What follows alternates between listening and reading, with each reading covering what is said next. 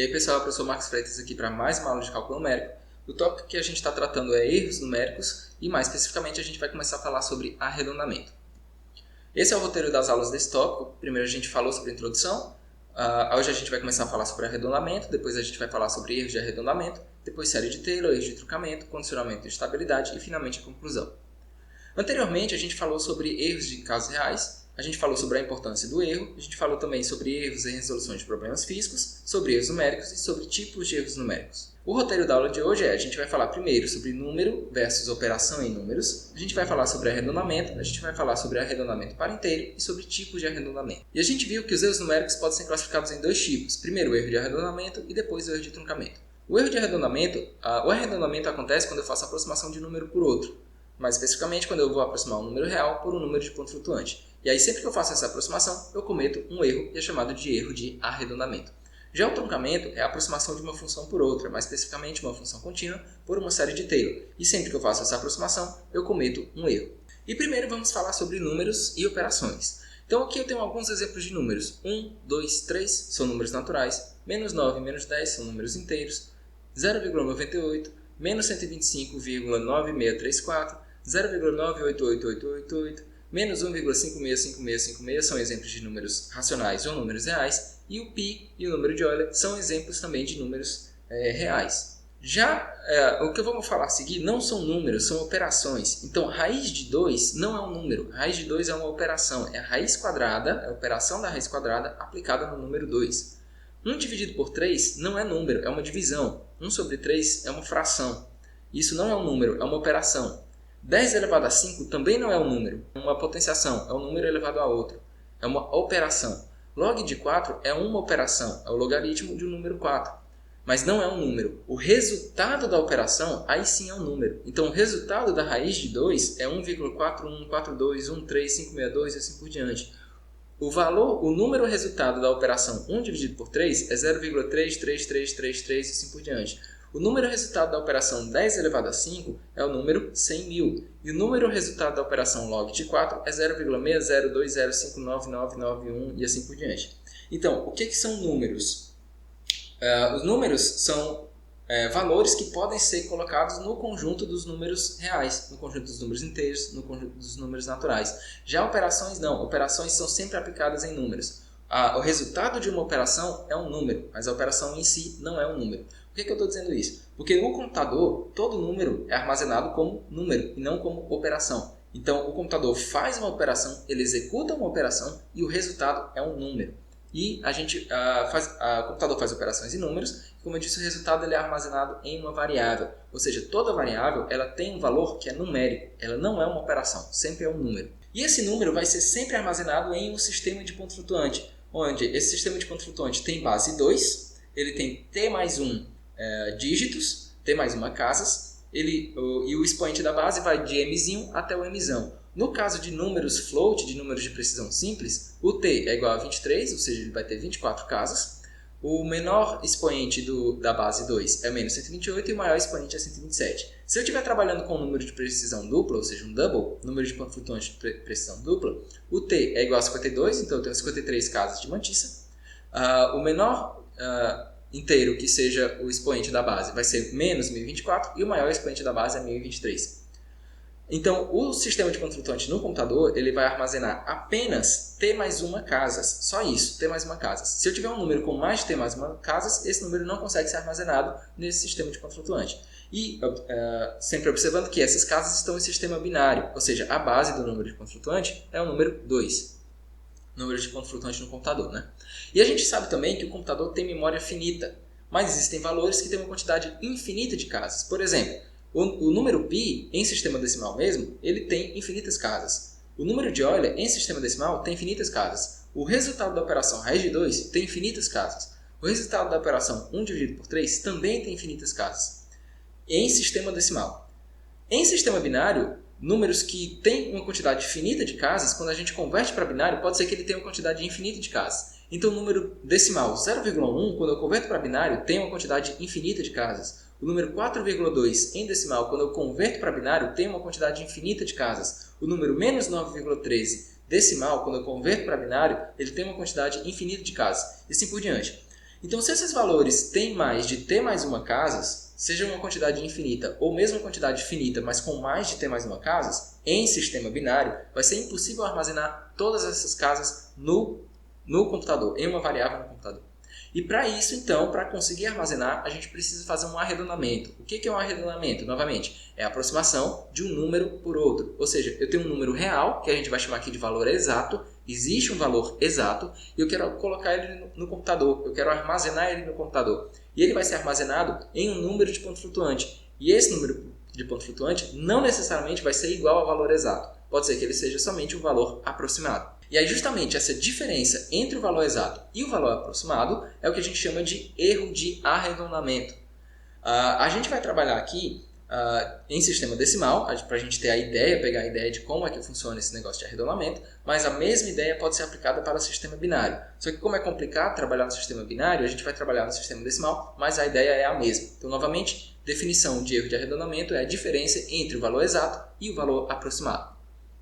E existem diversos tipos de arredondamento. E a gente vai começar a estudar esses tipos, primeiro estudando o arredondamento para inteiro.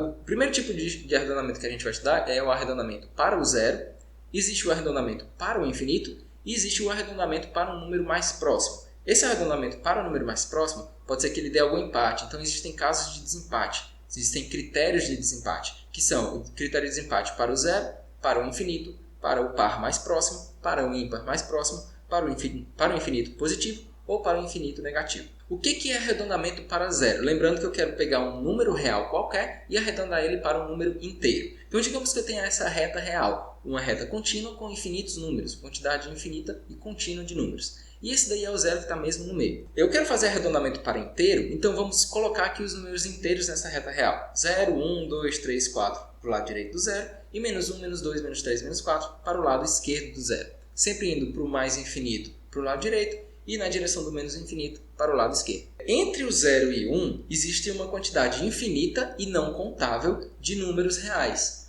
E o que o arredondamento para o zero vai dizer é que esses números que estão entre 0 e 1, necessariamente eles vão ter que ser arredondados para ou para o 0 ou para 1. Já que esses números não são inteiros, eu quero arredondar para um número inteiro, eles vão ter que ser arredondados ou para o 0 ou para 1. E que a regra do arredondamento para o zero vai dizer é, ele vai ser arredondado para o inteiro mais próximo do zero. Então, no caso, esses números, esses infinitos números que estão entre o 0 e 1, todos eles vão ser arredondados para o zero. Os infinitos números que estão entre o 1 e o 2, eles têm que ser arredondados ou para o 1 ou para o 2. Já que o arredondamento é para inteiro, eles vão ser arredondados ou para o inteiro 1 ou para o inteiro 2. Só que a regra do arredondamento para o zero vai dizer que eles vão ser arredondados para o inteiro mais próximo do zero. Então, entre o 1 e o 2, o inteiro mais próximo do zero é justamente o 1. Então, todos esses infinitos números que estão entre o 1 e o 2 vão ser arredondados para o número 1. Todos os números entre o 2 e o 3 têm que ser arredondados ou para o 2 ou para o 3. E a regra do arredondamento para o zero vai dizer que eles vão ser arredondados para o inteiro mais próximo do zero. Então, eles vão ser arredondados para o 2. Analogamente, todos os infinitos números que estão entre o 3 e o 4 vão ser arredondados para o 3. Vamos olhar agora os números negativos. Todos os números que estão entre menos 1 e 0, eles têm que ser arredondados ou para o menos 1 ou para o 0. E aí a regra de arredondamento para inteiro, a regra do para o 0, quer dizer que eles vão ser arredondados para o número mais próximo do 0. Ou seja, todos os números entre menos 1 e 0 vão ser arredondados para o 0. Todos os números entre menos 2 e menos 1 vão ser arredondados para o inteiro, entre menos 2 e menos 1, né? Vai ter que escolher entre um deles, e vão ser arredondados para aquele inteiro que esteja mais próximo do zero, ou seja, todos os números entre menos 2 e menos 1 vão ser arredondados para o menos 1. Os inteiros que estão entre menos 3 e menos 2 vão ser naturalmente arredondados para o menos 2, e os números que estão entre menos 4 e menos 3 vão ser arredondados para o menos 3. Essa foi a regra do para o zero. A regra do para o infinito quer dizer que os números eles vão ser arredondados para o inteiro que está mais próximo do infinito, ou seja, mais longe do zero. Isso quer dizer o quê? Isso quer dizer que todos os números entre 0 e 1, por exemplo, eles têm que ser arredondados ou para o 0 ou para o 1. Desses dois, qual deles está mais próximo do infinito? Ou seja, qual deles está mais afastado do zero? É o 1. Então, todos os números entre 0 e 1 vão ser arredondados para o 1. Todos os números entre 1 e 2 vão ser arredondados para o 2. Todos os números entre 2 e 3 vão ser arredondados para o 3. Todos os números entre 3 e 4 vão ser arredondados para o 4. E assim por diante. Do lado negativo, a gente tem o contrário. Todos os números entre menos 1 e 0, eles vão ser arredondados para o inteiro mais longe do zero, ou seja, eles vão ser arredondados para o menos 1. Os números entre menos 2 e menos 1 vão ser arredondados para o menos 2, os números entre menos 3 e menos 2 vão ser arredondados para o menos 3, e os números entre menos 4 e menos 3 vão ser arredondados para menos 4, e assim por diante. Uma outra forma de a gente fazer esse arredondamento é fazer o arredondamento para o inteiro mais próximo. Então, vamos pegar os números entre 0 e 1. Esses números que estão entre 0 e 1, alguns deles estão mais próximos do 0 e outros estão mais próximos do 1. Todos os números que estão entre 0 e 0,5 estão mais próximos do 0. E todos os números que estão de 0,5 até 1 estão mais próximos do 1. Então, existe esse 0,5 que delimita a parte que vai ser aproximada para o 0 e a parte que vai ser aproximada para o 1. Então, todos os números que estão entre 0 e 0,5, todos eles estão mais próximos do 0 do que do 1. Então, eles vão ser arredondados para o 0. Todos os números que estão entre o 0,5 e o 1 vão ser arredondados para o 1, porque eles estão mais próximos do 1 do que do 0. E isso vai acontecer para todo o intervalo. Então, entre o 1 e o 2, existem números que estão mais próximos do 1 e existem números que estão mais próximos do 2. Então, do número 1, qualquer coisa até o número 1,5, todos eles, de 1 até 1,5, todos eles vão ser arredondados para o valor 1. Ou seja, o conjunto de números arredondados para o número 1 são o conjunto de números que vai do 0,5 até 1,5. O conjunto de números que vai ser arredondado para o 2 é formado pelos números que vão de 1,5 até 2,5. E assim por diante. Os números que vão ser arredondados para 3 são os números que vão de 2,5 até 3,5. Os números que vão ser arredondados para 4 são os números que vão de 3,5 até 4,5. E assim por diante. Do lado negativo, algo semelhante acontece. Então, entre os números que estão entre menos 0,5 e 0, estão mais próximos do 0 do que do menos 1. Então, eles vão ser arredondados para o 0.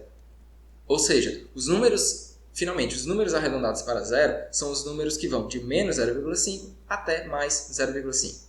Os números arredondados para menos 1 são aqueles que vão de menos 1,5 até menos 0,5. Os números arredondados para menos 2 são os números que vão de menos 2,5 até menos 1,5 e assim por diante.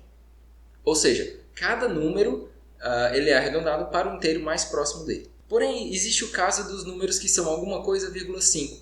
Por exemplo, o número 0,5 ele está exatamente na mesma distância para o 0 e a mesma distância para o 1. É a mesma distância. Então, o número 0,5, que ele está no empate, será que ele vai ser arredondado para onde? Para o 0 ou para o 1? Então, para isso, existem os critérios de desempate que a gente vai estudar na próxima aula. Então, a conclusão de hoje é a seguinte. A gente começou a estudar arredondamento, a gente viu uma definição melhor do que é o arredondamento. A gente viu 3 tipos de arredondamento, de arredondamento para inteiro, que são justamente o para o 0, para o infinito e para o inteiro mais próximo. Na aula que vem, a gente vai falar sobre esses critérios de desempate. No caso do número que está exatamente na metade, ele vai para onde? Para a esquerda ou para a direita? São os critérios de desempate que a gente vai ver na próxima aula. E depois dela, a gente vai falar mais sobre erros de arredondamento e, finalmente, sobre truncamento. Obrigado por assistir e até a próxima. Valeu!